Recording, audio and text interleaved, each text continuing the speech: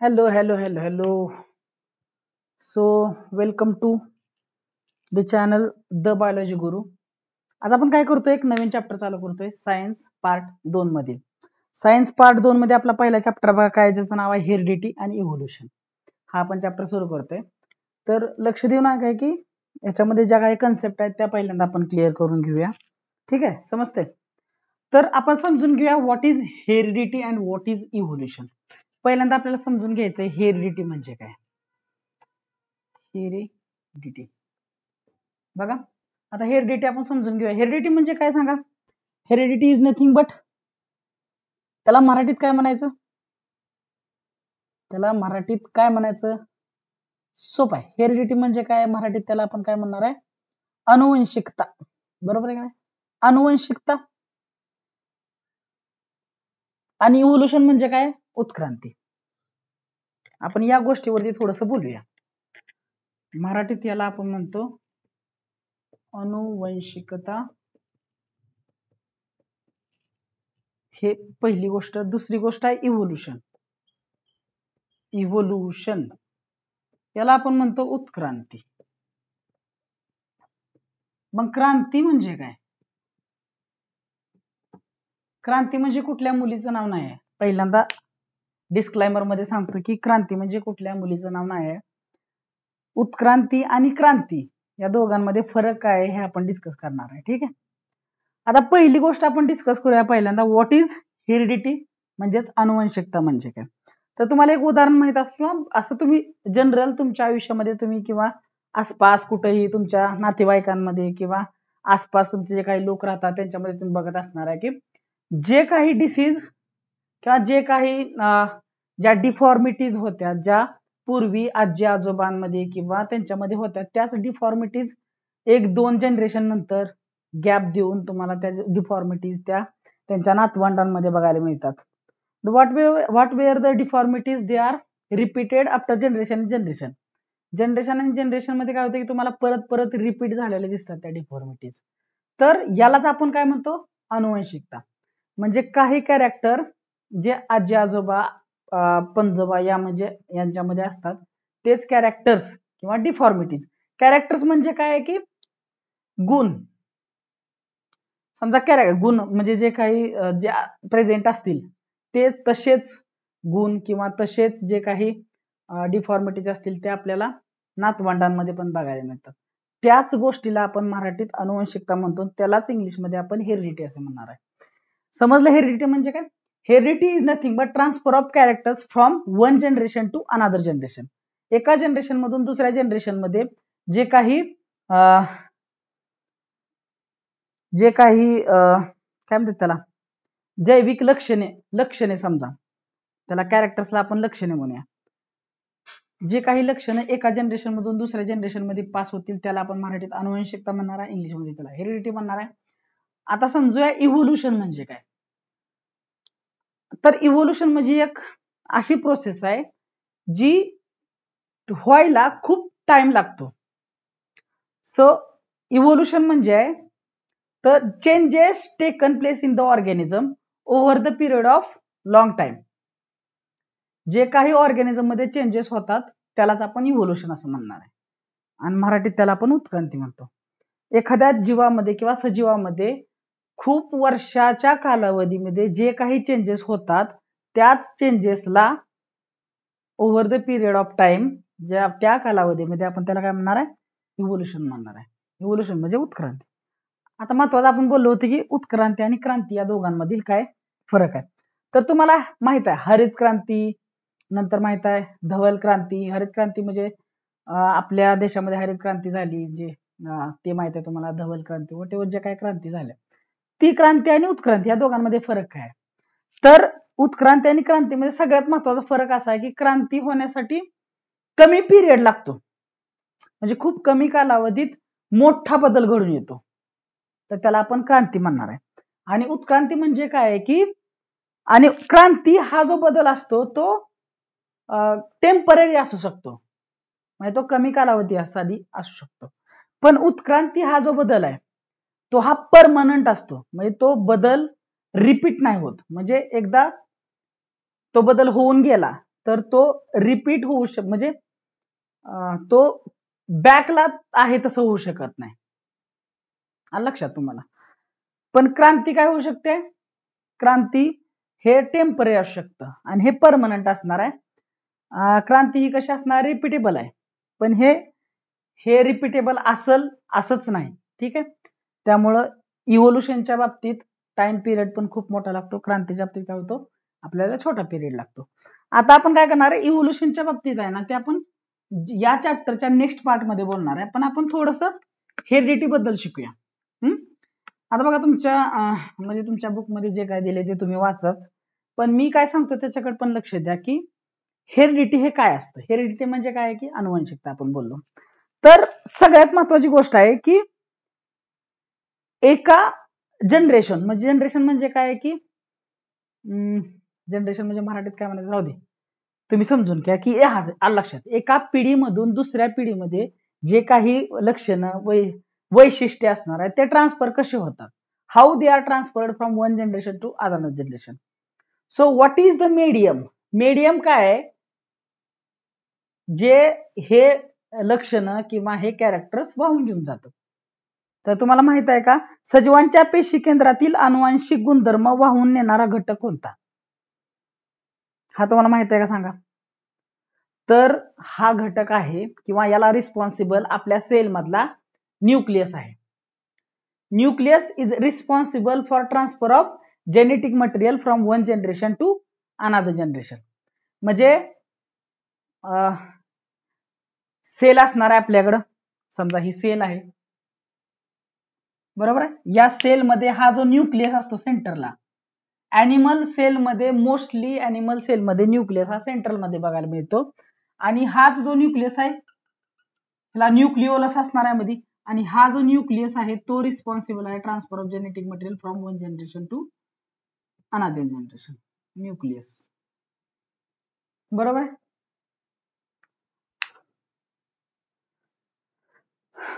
दुसरा क्वेश्चन असा की या प्रक्रियेस आपण काय म्हणतो? कुठल्या प्रक्रियेस? Transfer of genetic material from one generation to another generation. एका पिढीमधून दुसऱ्या पिढीमध्ये जे काही अनुवांशिक गुणधर्म वाहून घेऊन झाले जातात त्याला काय म्हणतात? तर त्याला म्हणतात अनुवंशिकता, किंवा त्यालाच म्हणतात इनहेरिटन्स. अजून एक हेरिडिटीला ऑर शब्द आहे. हेरिडिटीलाच आपण काय म्हणतो? इनहेरिटन्स. हा पण याला ऑर शब्द आहे, लक्षात ठेवा. ठीक आहे. तर तुम्हाला काही बेसिक्स माहित असतील तर आपण ते पण तुम्हाला क्लिअर करून टाकतो की आता काही बेसिक्स आपल्याला शिकायचे आहेत. सगळ्यात तुम्हाला माहित पाहिजे हा न्यूक्लियस आहे, सॉरी ही सेल आहे.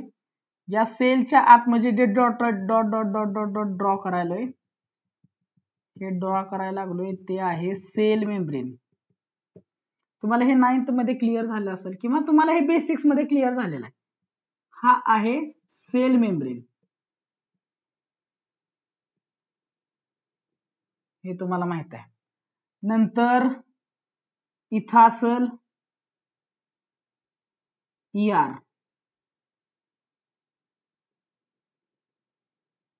हा ER आहे.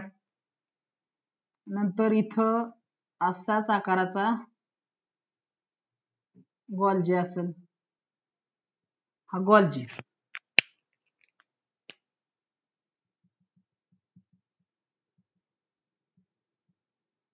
हा ER म्हणजे काय हो? Endoplasmic reticulum. हा असणार आहे गॉल्गी, गॉल्जी ॲपॅरेटस. नंतर आपण एक वेगळ्या पेनाने इथं काय काढूया? इथं मायटोकॉन्ड्रिया काढूया.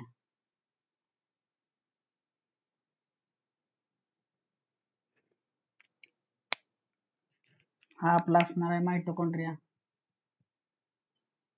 मायटो असं लिहितो फक्त. नंतर हिरव्या कलरचा काय असणार आहे? पूर्णपणे क्लोरोप्लास्ट. हा असणार आहे आपला क्लोरोप्लास्ट. समजा इथं काय प्रेझेंट असतील? हे रायबोझोम्स असतील. हा असणार आहे आपला रायबोझोम. नंतर इथं काय प्रेझेंट असतील? हे रायबोझोम्स असतील. समजा इथं काय प्रेझेंट असतील? हे रायबोझोम्स असतील. नंतर इथं काय प्रेझेंट असतील? हे रायबोझोम्स असतील. समजा इथं काय प्रेझेंट असतील? हे रायबोझोम्स असतील. थोडस मी इंग्लिश मध्येच लिहितोय, कारण मला याच्यातल्या म्हणजे मराठी टर्म्स शिकवायला थोडं अवघड जाणार, त्यामुळं तुम्ही हे मराठीवाले आणि इंग्लिशवाले थोडस समजून घ्या, ठीक आहे. नंतर काही पॅराक्झिझोम्स असतील, लायझोझोम असेल, इथं समजा इथं लायझोझोम आहे, लायसोझोम आहे, ठीक आहे. अशा प्रकारे आपली ही सेल असणार आहे. तर हे बेसिक तुम्हाला सगळं माहित असणार आहे. तर या सगळ्यांमध्ये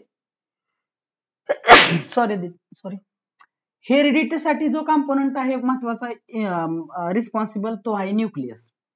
तर तुम्हाला आता न्यूक्लियस बद्दल सांगतोय. तर आपण इथं न्यूक्लियस ड्रॉ करूया फक्त. आता हा न्यूक्लियोलस आहे इथं.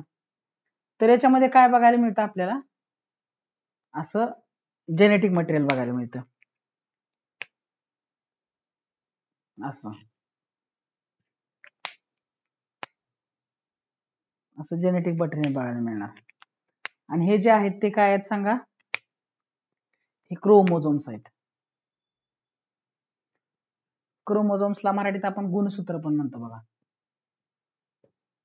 क्रोमोझोम्स, त्याला आपण मराठीत गुणसूत्रे सुद्धा म्हणू शकतो, बरोबर आहे का नाही. दीज आर क्रोमोझोम्स, समजलं. तर या न्यूक्लियस मध्ये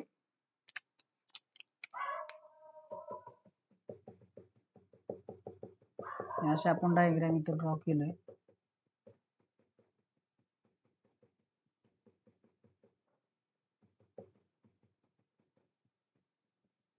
बघा हा आपला आहे न्यूक्लियस. हे पेअर मध्ये असतात, क्रोमोझोम्स आर इन पेअर, गुणसूत्रे हे जोडीमध्ये असतात, गुणसूत्राची जोडी असते. हा काय न्यूक्लिओलस, हा काय असणार आहे आपला न्यूक्लिओलस. आता तुम्हाला मी काय केलं, डायरेक्ट तुम्हाला काय शिकवते की जीन्स म्हणजे गुणसूत्र, जीन आपण हे बघायला लागलोय. आता जीनला गुणसूत्र, क्रोमोझोम म्हणजे गुणसूत्र. आता जीनला मराठीत काय म्हणतात, जीन म्हणजे बघायला पाहिजे, जीन म्हणजे gene gene gene gene gene gene gene जनुक, जनुक म्हणायचं त्याला, ठीक आहे. समजा तुम्ही समजून घ्या, क्रोमोझोम म्हणजे गुणसूत्र आणि जीन म्हणजे जनुके. याबद्दल पण मी काही कन्सेप्ट आता काय करतोय, क्लिअर करतो. आता हे हेरिडिटी मी इथं सरस आपण काय कडे हे काढून टाकूया, यार गोल्जी पण पुसून टाकले. आता इथं काय परत एकदा गोल्जी आपण नीट लिहूया, गोल्जी. ठीक आहे. आता काही गोष्टी इथं क्लिअर करताना आधी मी तुम्हाला सांगतो की या न्यूक्लियस मध्ये आता बघा सेल कशी असणार आहे. समजा हा एक ऑर्गॅनिझम आहे,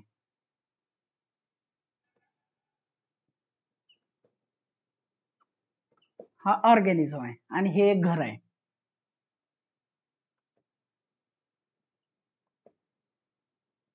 हे एक घर आहे समजा काहीतरी. मी बालपणी असे घर काढायचो चित्रकलेच्या वहीमध्ये. आता हे घर जे आहे, हे घर बनलेलं आहे छोट्या छोट्या विटांपासून. तसंच या ऑर्गॅनिझमची बॉडी बनलेली आहे अशा छोट्या छोट्या सेल्स पासून, बरोबर आहे का नाही. तर जसं या घराचं छोट्यात छोटं स्ट्रक्चरल युनिट जसं वीट आहे, तसंच या ऑर्गॅनिझमच्या याच ऑर्गॅनिझमच्या बॉडीचं, या ऑर्गॅनिझमचं छोट्यात छोटं स्ट्रक्चरल अँड फंक्शनल युनिट आहे सेल. काय आहे, सेल. म्हणून आपण काय म्हणतो, cell is the structural and the functional unit of organism. म्हणजे सेल हे ऑर्गॅनिझमच्या बॉडीचं छोट्यात छोट जे युनिट आहे ते काय होणार आहे, असणार आहे सेल. ह्या घराचा सगळ्यात लहान भाग काय असणार आहे, वीट असणार आहे, वीट. त्याला ब्रिक म्हणतात इंग्लिशमध्ये. तसंच या ऑर्गॅनिझमचं सगळ्यात छोट युनिट काय असणार आहे, ते असणार आहे सेल. सेल म्हणजे मराठीत पेशी. तुम्हाला माहित आहे मग कसं होणार की याच पेशी एकत्र येतात मग उती बनतात. Cells come together to form tissue. Tissue comes together to form organ. उती एकत्र येतात आणि अवयव बनतात. अवयव, ऑर्गन. आणि ऑर्गन एकत्र येऊन काय म्हणतो, बॉडी. त्यालाच आपण म्हणतो शरीर. बरोबर आहे. तर मला इथं महत्वाचा मुद्दा हे सांगायचा आहे तुम्हाला की सेल जी आहे त्या सेलचं महत्व आपल्या बॉडीमध्ये काय आहे हे तुम्हाला सांगायचं. तर सेल हे स्ट्रक्चरल आणि फंक्शनल युनिट असणार आहे आपल्या सेलचं. Cell is the structural and functional unit of organisms. जसं मी समजून सांगण्यासाठी तुम्हाला एक उदाहरण सांगितलं, वीट पासून घर बनतं तसं सेल पासून ऑर्गॅनिझम बनतं. आता ही सेल मी तुम्हाला इथं ड्रॉ करून दाखवले, छोट्यात छोटी. इथं हे तुम्हाला काय करू, मी झूम करून दाखवले, इथला पार्ट तुम्हाला झूम करून दाखवले. म्हणजे याच्यामध्ये लाखो सेल्स असतील पण तुम्हाला एका सेलचं एक रिप्रेझेंटेशन म्हणून एक सेल दाखवली इथं. आता ऍक्च्युली हे म्हणून हे ऍनिमल आहे, त्याच्यामध्ये क्लोरोप्लास्ट नसणार आहे. पण क्लोरोप्लास्ट नसेल आणि सेल वॉल नसेल तर ती ऍनिमल सेल आहे. ऍनिमल सेल आणि प्लांट सेल मधला बेसिक फरक तुम्हाला माहित आहे.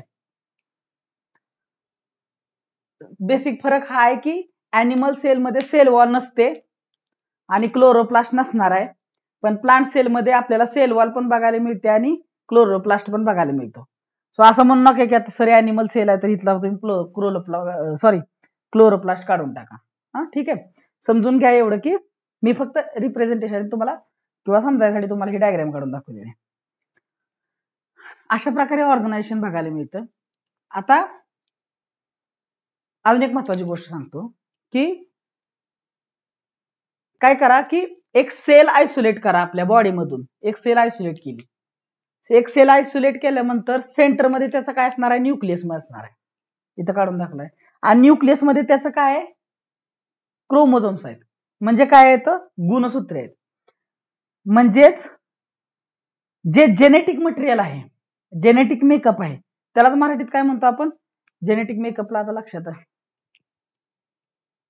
जेनेटिक मेकअपला मराठीत अनुवांशिक गुणधर्म म्हणा किंवा जेनेटिक मेकअप म्हणजे अनुवांशिक माहिती म्हणा, जी अवेलेबल असणार आहे इथं क्रोमोझोमच्या स्वरूपात अवेलेबल असते.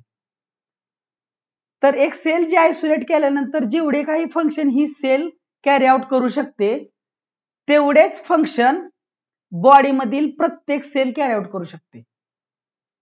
म्हणजे एकीचं फंक्शन बघितलं काय आणि या सगळ्या सेलचं फंक्शन बघितलं काय, दोघांचं फंक्शन सेम असू शकते आणि असतंच.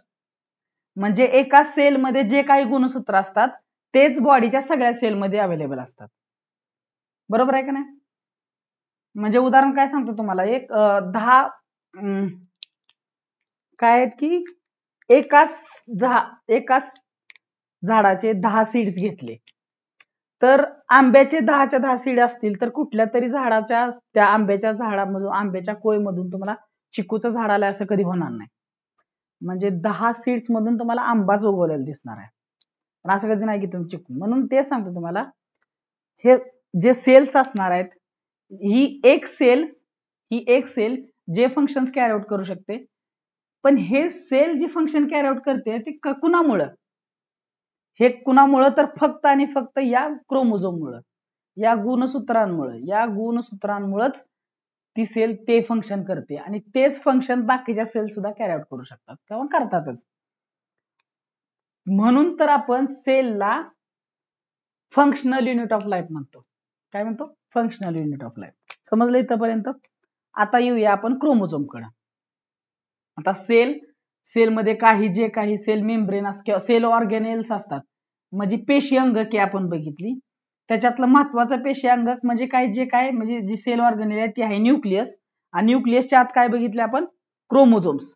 आता क्रोमोझोम्सच्या बाबतीत मी तुम्हाला एक कन्सेप्ट सांगतो इथं. या सेल मध्ये आता ह्युमन्सच्या बाबतीत बघतो. ह्युमन्सच्या बाबतीत म्हणजे जे काही आपल्या होमोसेपियन आहे त्यांची एखादी सेल घेतली, समजा ही सेल त्याचीच आहे, समजा ह्युमन्सची आहे, तर किती गुणसूत्र अवेलेबल असतात, तर 46 गुणसूत्रे अवेलेबल असतात. किती? 46 क्रोमोझोम्स आर प्रेझेंट. 46 गुणसूत्रे अवेलेबल असतात. पण तुम्हाला माहित आहे गुणसूत्र ही नेहमी कशी असतात, पेअर मध्ये, जोडीमध्ये असतात. म्हणजे किती असणार, 23 जोडी, म्हणजे 23 पेअर्स अवेलेबल असतील. 23 पेअर्स असणार अवेलेबल. 23 जोड्या बघायला मिळतात गुणसूत्राच्या. 23 जोड्या या न्यूक्लियस मध्ये अवेलेबल असतात. कुठं, हे झूम करून दाखवले मी इथं. या न्यूक्लियस मध्ये ह्या 23 जोड्या अवेलेबल आहेत. तर ही 23 जोडी असून ते असून ह्याची फोड कशी असते बघा, 22 प्लस एक्स एक्स आणि 22 प्लस एक्स वाय. 22 जोड्या पुरुष म्हणजे काय असून, मॅन और स्त्री, woman. either it is a man or woman, 22 pairs will be same. 22 पेअरचा तर हिशोब लागला. आता राहिली एक पेअर. ती जी एक पेअर आहे, पुरुषांमध्ये शेवटची जी पेअर असते ती एक्स एक्स असते आणि वुमन्स मध्ये शेवटची जी पेअर असणार आहे ती एक्स वाय असणार आहे. आणि सॉरी उलट झालं, सॉरी उलट झालं. एक्स एक्स आहे म्हणजे काय असणार आहे, स्त्री म्हणजे वुमन. फ्लो मध्ये मी चुकतो कधी कधी. पुरुष म्हणजे काय असणार आहे, मॅन. आणि हे वाय जे गुणसूत्र आहे ते स्पेसिफिक फक्त आणि फक्त पुरुषांमध्ये तुम्हाला बघायला मिळणार आहे. आणि डबल एक्स जर असेल ते हमखास काय असणार आहे, ती स्त्री असणार आहे. बाकीच्या ज्या काही डिफॉर्मिटीज असतात त्याचा विचार आपण सध्या करणार नाही. आपण फक्त बेसिक्स बघतोय की गुणसूत्र म्हणजे काय, क्रोमोझोम्स म्हणजे काय आणि क्रोमोझोम कुठं असतात. तर आठवते तुम्हाला, आता सेल इमॅजिन करा, बॉडी, पूर्ण बॉडी, बॉडी नंतर ऑर्गन, म्हणजे बॉडी नंतर लो लेवल ऑर्गन, ऑर्गन नंतर लो लेवल टिश्यू, टिश्यू नंतर सेल, सेल का तुम्ही इमॅजिन करताय, यस. आणि सेलच्या आत परत हे सगळे सेल ऑर्गेनेल्स. पण सगळ्यात महत्वाचा जो सेल ऑर्गेनेल आहे तो आहे मध्ये, त्याचं नाव आहे न्यूक्लियस. आता परत न्यूक्लियस कसा, डबल मेम्ब्रेन बाउंड असणार आहे. म्हणजे ऍक्च्युली हा डायग्राम बघा अशी असणार आहे, 2 मेम्ब्रेन असणार आहे त्याला. आणि डबल मेम्ब्रेन बाउंड आहे. नंतर आतमध्ये गेला तर तुम्हाला न्यूक्लियस बघायला मिळतो आणि त्याच्या साईडला तुम्हाला गुणसूत्र बघायला मिळतात. आता मला पॉसिबल नाही की 23च्या 23 जोड्या मी इथं काढू शकतोय, 3च फक्त काढून दाखवल्यात, बाकीच्या आहेत तिथं. गुणसूत्र हे नेहमी जोडीमध्ये असणार आहेत. तर किती जोड्या असणार आहेत त्या, 23 जोड्या. 23 जोड्याची फोड कशी करायची आहे, ह्युमन्स मध्ये सांगतोय तुम्हाला. फोड अशी करायची की 22 जोड्या आयदर इट इज मॅन और आयदर इट इज वुमन, दोघांमध्ये 22 जोड्या सेम असणार आहेत. आणि राहिलेली जी 23वी जोडी आहे ती पुरुषांमध्ये एक्स वाय असणार आहे आणि स्त्रीमध्ये कसं असणार आहे, एक्स एक्स असणार आहे. तर हे जे एक्स वाय जे आहे, वाय हे क्रोमोझोम तुम्हाला कधीच एखाद्या स्त्रीमध्ये बघायला मिळणार नाही, कारण why it is specific to man only. पुरुषांमध्ये तुम्हाला एक वाय क्रोमोझोम हा बघायला मिळणार आहे. आलं लक्षात. आता बघा, ह्याला अजून एक म्हणतात, ह्याला 2n नंबर म्हणतात. 2n म्हणजे डबल 2n. आणि आता ह्याला कसं म्हणायचं, n म्हणायचं, सिंगल म्हणायचं, 46 निम्म काय. तर ह्याला म्हणतात इंग्लिश मध्ये हॅप्लॉइड, हॅप्लॉइड कंडिशन. आणि ह्याला काय म्हणतात, डिप्लॉइड. ह्यालाच आपण काय म्हणतो, क्रोमोझोम नंबर.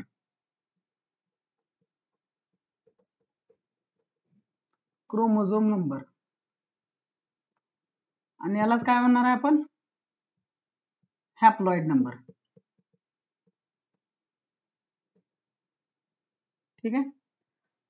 जर एखाद्या एखादा एक ऑर्गॅनिझम सांगितलं आणि तुम्हाला त्या ऑर्गॅनिझम मध्ये क्रोमोझोम नंबर काय असं शोधा म्हणलं तुम्हाला, तर तुम्ही नेहमी सांगताना डबल वाला सांगायचा, डबल वाला 2n वाला.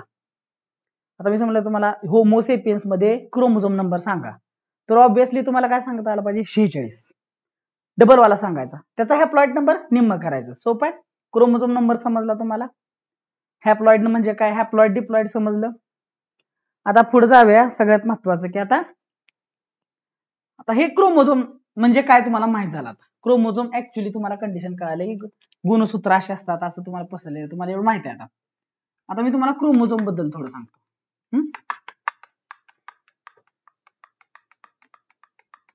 आता क्रोमोझोम म्हणजे बघा काय, क्रोमोझोम कसा असतो. समजा हा एक क्रोमोझोम आहे असा, आणि इथे क्रोमोझोम आहे असा, जोडीमध्ये असतात. तुम्ही म्हणला सर जोडीमध्ये कुठं आलं हे क्रोमोझोम, बरोबर आहे. आता ते पण तुम्हाला मी थोडक्यात सांगतो. थोडक्यात म्हणजे अगदी थोडक्यात सांगतो, कारण व्हिडिओ खूप मोठा होईल. इथपर्यंत तुम्हाला आपला जर व्हिडिओ समजला असेल तर व्हिडिओला लाईक करा, तुमच्या मित्रांबरोबर, मैत्रिणींबरोबर, क्लासमेट बरोबर शेअर करा, आणि सगळ्यात महत्वाचं आपल्या युट्यूबला काय करा, युट्यूब चॅनलला सबस्क्राईब करा. म्हणजे जेव्हा आपण असे काही नवीन नवीन व्हिडिओ आपण आपल्या चॅनलवरती अपलोड करेल तेव्हा त्याचं नोटिफिकेशन तुमच्यामध्ये पर्यंत पोहोचेल आणि तुम्ही तो व्हिडिओ ऍक्सेस करू शकणार.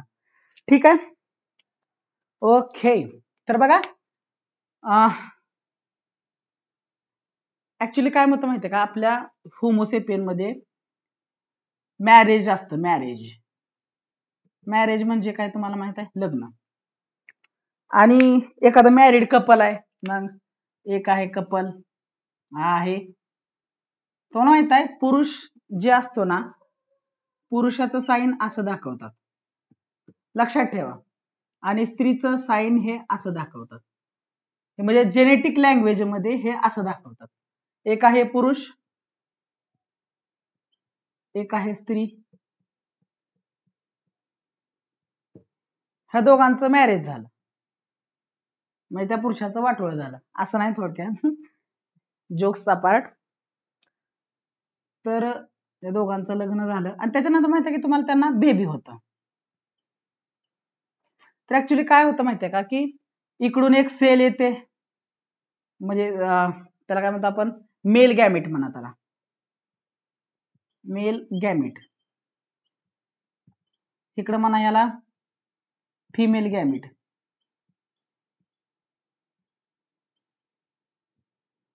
याला तुम्ही गॅमेटला याला स्पर्म म्हणू शकताय, याला तुम्ही एग म्हणू शकताय. स्पर्म आणि एग. आता स्पर्म आणि एग असतात ते दोन्हीही हॅप्लॉइड असतात. आता ते तुम्हाला मायटोसिस, मिओसिस हे तुम्हाला माहित असावं असं अपेक्षा करूनच मी सांगतोय. स्पर्म हे हॅप्लॉइड असतो, एग हा पण हॅप्लॉइड असतो. तर हे स्पर्म हे कुठल्या तरी डिप्लॉइड सेल पासूनच बनलेला असतो. ही एक सेल आहे त्याच्यापासून स्पर्म बनलेला आहे हा वाला, जो की हॅप्लॉइड असणार आहे. इथं कुठली तर सेल असणार आहे 2n, त्याच्यापासून हे एग बनलेला असणार आहे. तर हे 2n चं n होणं म्हणजेच त्याला काय म्हणतो आपण, मिओसिस. आता ही प्रक्रिया आहे ती मी थोडस रेड मध्ये लिहितो म्हणजे तुम्हाला समजेल की ऍक्च्युली हा कुठून आला, नाहीतर तुम्ही परत नंतर विचारणार की हा कुठून आला. हा मिओसिस, हा पण आहे मिओसिस. हे मिओसिस न झालेली प्रक्रिया. इथं n लिहितो, इथं n लिहितो म्हणजे तुम्हाला समजेल. पुरुषांमध्ये एखाद्या कुठली तरी सेल आहे, ते डीप मध्ये शिकवण्या एवढा आपल्याकडे वेळ नाही एवढा. कुठल्या तरी सेल पासून मिओसिस करून स्पर्म्स बनले, स्पर्म्स आर मेल गॅमेट. हे सॉरी हे का लिहिलंय मी इथं,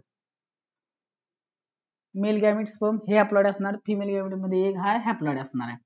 आणि हे दोघं एकत्र येतात, हे दोघं एकत्र येऊन परत एक सेल बनणार जी आहे, ज्याला आपण म्हणतो झायगोट. आता मराठीत हे काय म्हणतात मला माहित नाही. झायगोट हा असणार आहे, डिप्लॉइड असणार आहे, आणि ह्याच झायगोट पासून काय बनतं, एक छोट बेबी बनतं. आता काय तर तुम्ही लक्षात ठेवा, मला काय एवढं चित्र करायला येत नाही.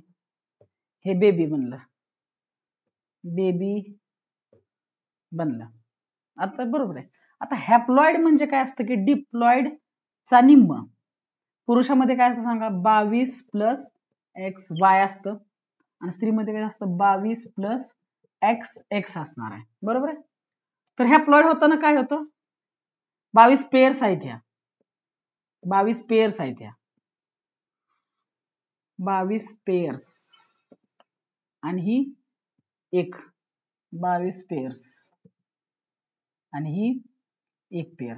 आता मग काय करूया समजण्यासाठी मी तुम्हाला असं लिहितो 44 लिहितो डायरेक्ट आणि इथं पण लिहितो 44. आता काय करूया हे आपण काय करूया हे ब्लू मध्ये घेऊया म्हणजे ब्लू मध्ये तुम्हाला समजून जाईल लगेच, समजायला पण सोपं जाईल. 44 प्लस एक्स एक्स ही वुमन हे मॅन. आता हॅप्लॉइड होताना काय होतं माहितीये का, निम्म होतं. निम्म होतं म्हणजे काय होतं सांगा, ह्याचं निम्म होतंय आणि इकडं याचं निम्म होतंय. याचं निम्म कसं होणार सांगा, या 44 निम्म काय 2n चं n होताना निम्म होताना काय समजा इथं 22 प्लस एक्स आला, ह्या 44 मधलं हे 22 आलं आणि ह्या एक्स वाय मधला एक्स आला आणि समजा इथं ह्याच्यातला इथं काय आला 22 प्लस एक्स आला. आता हे 22 प्लस एक्स आणि हे 22 प्लस एक्स बेबी मध्ये काय होणार 44 प्लस हे एक्स आणि हे एक्स काय होणार, हे गर्ल होणार. पण समजा आता काय होईल दुसरी कंडिशन काय आहे की दुसऱ्या कंडिशन मध्ये हे पुरुषामध्ये निम्म होताना 44 चं 22 तर येणारच आहे फिक्स, पण एक्स आणि वाय मध्ये मागाशी एक्स आलतं पण आता वाय आलं, समजा इकडून काय आलं एक्स आणि एक्स म्हणजे हमखास स्त्रीमध्ये हॅप्लॉइड होताना 44 चं 22 तर होणार पण एक्स एक्स मधून काय येणार नेहमी एक्सच येत राहणार, कुठला पण एक्सच येणार. इकडून पण एक्स आला इकडून पण वाय आला, काय होणार 44 प्लस एक्स वाय होणार. अशा कंडिशन मध्ये हा होणार बॉय. गर्ल असो वा बॉय असो, काय म्हणतो मी गर्ल असो वा बॉय असो त्याच्यामध्ये 22 जोड्या कशा असणार आहेत, 22 जोड्या ह्या आईकडून आल्या असतील आणि 22 जोड्या कुणाकडून आल्या असतील 22 जोड्या ह्या मॉम ह्या डॅड, 22 जोड्या ही इथं 22 जोडी ही 22 जोडी 22 जोडी 44 झालं आणि 23वी जी काय आहे ती एक्स वाय असेल, एक्स वाय असेल किंवा एक्स एक्स असेल. तर म्हणून तुम्हाला सांगायचं होतं की हे जोडी म्हणजे कुठून 22 पेअर्स आईकडून 22 पेअर्स मदरकडून फादरकडून 22 येते. मोन्याचा कलर मी वेगळा दाखवला तुम्हाला समजण्यासाठी मी एक्सप्लेन करून दाखवलंय की हे कलरला जोडीमध्ये असतात, हे नेहमी जोडीमध्ये असणार. ही झाली पहिली पेअर. अशा खाली किती पेअर्स आहेत त्या 23 नंबर पर्यंत अशा असणार आहेत, पण मी तुम्हाला समजण्यासाठी फक्त एवढंच दाखवतोय. तर हा क्रोमोझोम असणार आहे. एका क्रोमोझोमची माहिती बघूया म्हणजे तुम्हाला 23 क्रोमोझोम राहिलेल्या क्रोमोझोमची माहिती कळून जाईल. बेसिक्स मध्येच घेतोय आपण हे, अजून ऍडव्हान्स मध्ये काय जायची गरज नाही सध्या, हे बेसिक्सच आहे. ठीक आहे बघा हा जो काही असणार आहे हा आणि हा, तर हा समजा हे फादर कडलाय हा मदर कडला असं ना, कुठला क्रोमोझोम असणार जोडी आहे सेम आहे की पहिल्या नंबरच्या आणि खाली किती 23 पर्यंत असणार आहे. असं आपल्याला त्याच्याशी काय घेणं नाही, आपण बघतोय फक्त आता क्रोमोझोम. हा जो क्रोमोझोम आहे हा बनलेला असतो, समजा हा क्रोमोझोम आहे म्हणजे समजा ही दोऱ्याची गुंडी आहे,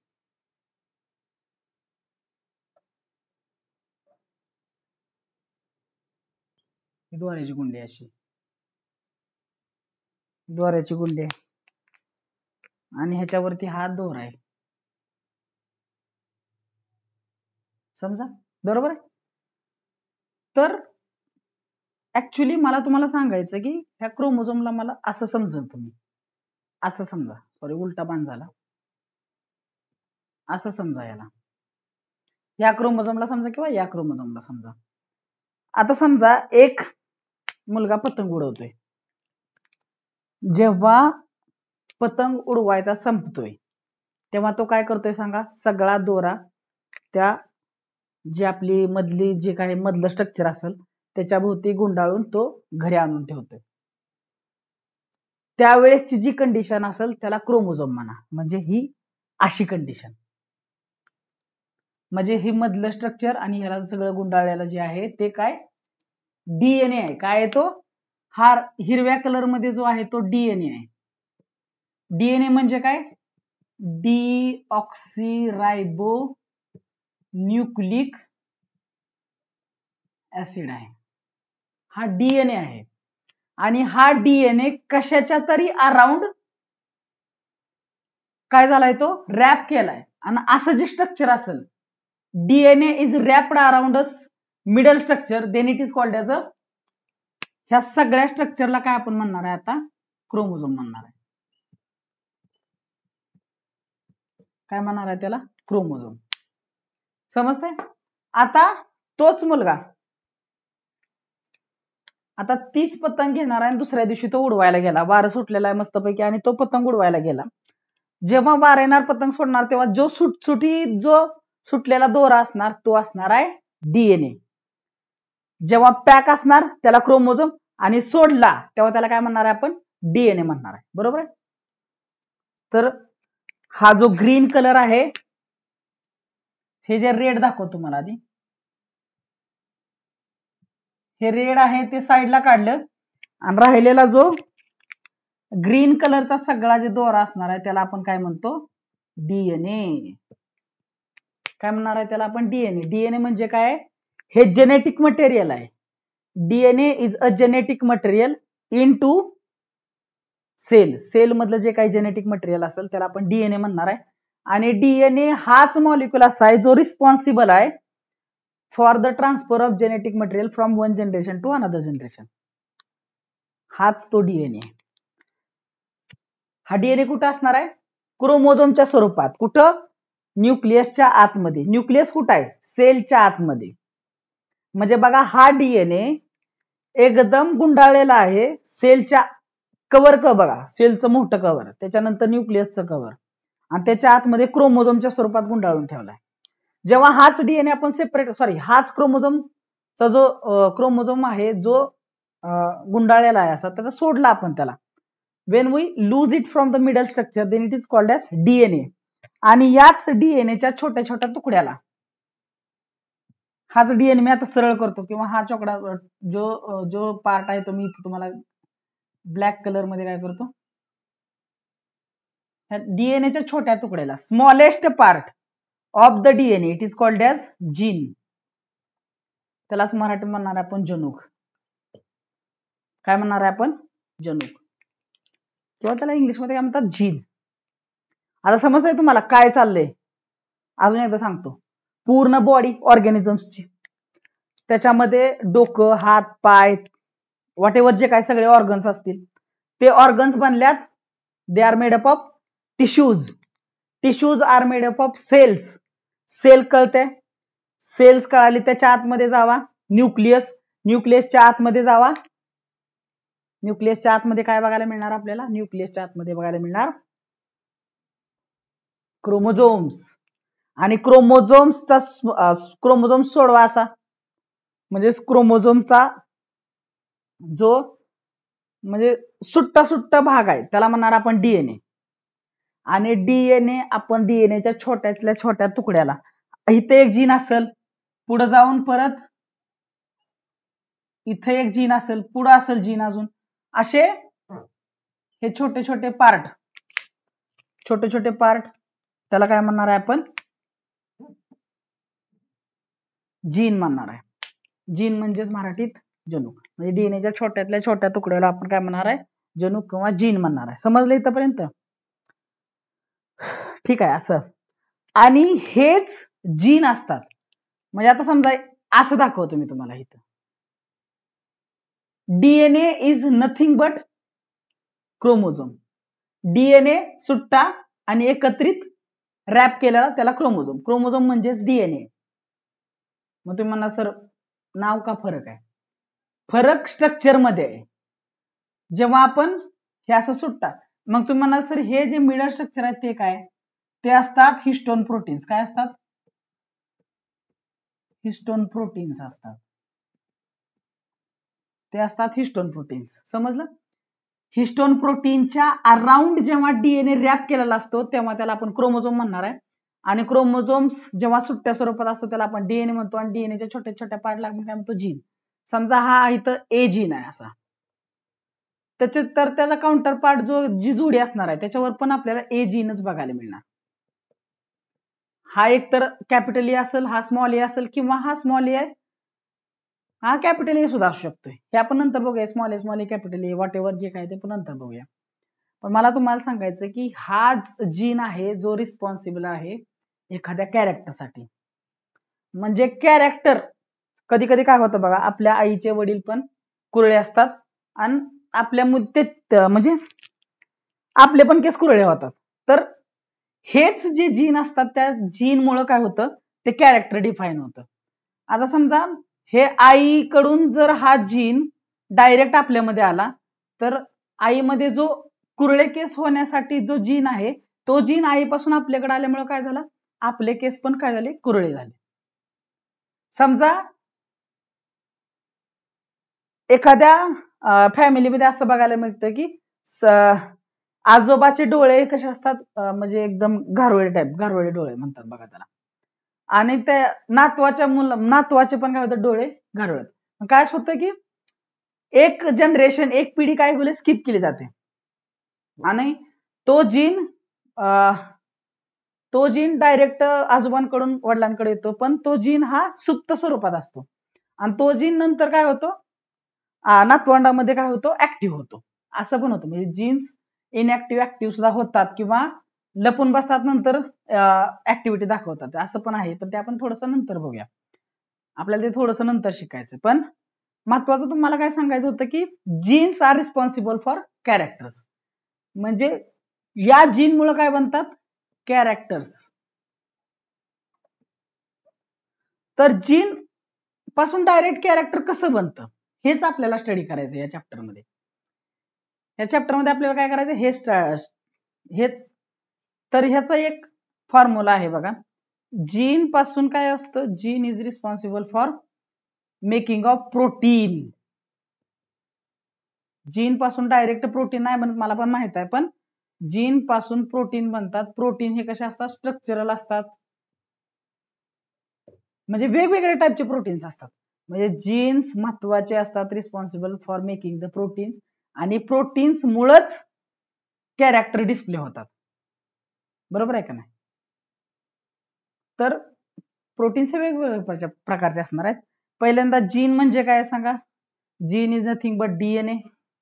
DNA will be converted into mRNA. mRNA, आता तुम्ही म्हणणार आरएनए काय आहे, तर आरएनए म्हणजे रायबोन्यूक्लिक ऍसिड, ते आपण नंतर पुढच्या व्हिडिओमध्ये बघूया. आणि mRNA will be converted to the protein. हा जो आहे सेंट्रल डॉग्मा, तो आपण नेक्स्ट लेक्चर मध्ये स्टडी करणार आहे. डीएनए म्हणजेच जीन, डीएनएच्या छोट्या पार्टला आपण जीन म्हणणार आहे. तर आतापर्यंत या व्हिडिओमध्ये आपण काय स्टडी केलं बघा. पहिल्यांदा आपण बघितलं व्हॉट इज हेरिडिटी. हेरिडिटी म्हणजे काय, नंतर इव्होल्युशन म्हणजे काय, दोन्हीच्या व्याख्या बघितल्या. नंतर इनहेरिटन्स म्हणजे काय बघितलं आपण. नंतर आपण बघितलं सेलचं बेसिक स्ट्रक्चर काय आहे. नंतर क्रोमोझोम बघितले. नंतर क्रोमोझोमचा स्टडी केला की नंतर ते व्हॉट एव्हर आपण इथं या साईडला बघितलं होतं आपण, मेल फिमेल मध्ये, नंतर एकत्र येऊन बेबी बॉय गर्ल कसं तयार होतं. नंतर क्रोमोझोमची जोडी म्हणजे क्रोमोझोमच्या किती पेअर असतात. नंतर बघितलं आपण क्रोमोझोम्स. नंतर बघितलं डीएनए. डीएनए नंतर बघितलं आपण जीन. नंतर आपण अजून बऱ्याचशा काही गोष्टी बघितल्या आपण लेक्चरमध्ये. सो तुम्हाला इथपर्यंत हा व्हिडिओ आवडला असेल तर व्हिडिओला नक्कीच लाईक करा आणि तुमच्या मित्रांबरोबर शेअर करा. खूप अगदी मराठी भाषेमध्ये तुम्हाला या कन्सेप्ट मी शेअर करतोय. सो तुम्हाला इथपर्यंत समजलं असेल तर नक्कीच लाईक करा, शेअर करा, सबस्क्राईब करा. आपण भेटूया याच्या नंतरचा जो पार्ट आहे, महत्वाचा पार्ट, ट्रान्सक्रिप्शन आहे. नंतर ट्रान्सक्रिप्शन, ट्रान्सलेशन, ट्रान्सलोकेशन, या काही ज्या कन्सेप्ट आहेत त्या मराठीमध्ये अगदी सोप्या लँग्वेज मध्ये मी तुम्हाला समजून सांगणार आहे. सो चॅनलवरती बनून राहा, चॅनलला सबस्क्राईब करा. तुमच्या जे जवळचे व्यक्ती आहेत त्यांना सगळ्यांना हा व्हिडिओ शेअर करा. तर भेटूया आपण नेक्स्ट व्हिडिओमध्ये. लवकरच आपण नेक्स्ट व्हिडिओ पण आपल्या चॅनलवरती अपलोड करतोय. तर बेल आयकॉनला ऑल वरती सेट करा. ठीक आहे. Thank you all of you. आपण काय करूया की इथंच थांबूया आता. थँक्यू. बाय.